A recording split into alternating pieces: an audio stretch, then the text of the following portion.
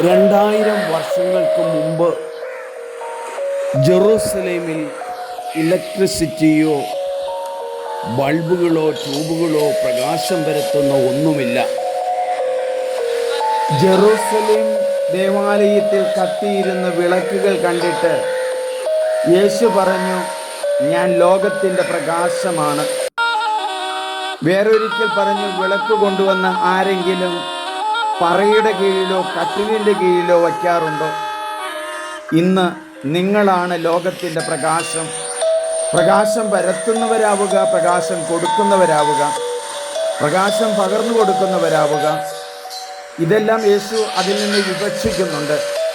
പീഠത്തിൽ എടുത്തു വയ്ക്കപ്പെടേണ്ട കുഞ്ഞുമക്കളെ ഇന്ന് പല തെറ്റായ കാര്യങ്ങളിലൂടെയും പോകുന്നു.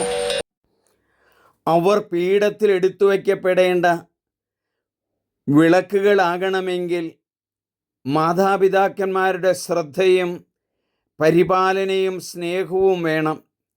എല്ലാം കൊടുക്കുന്നതും സാധിക്കുന്നതുമല്ല പീഠത്തിൽ എടുത്തു വയ്ക്കപ്പെടാനുള്ള നിദാനം.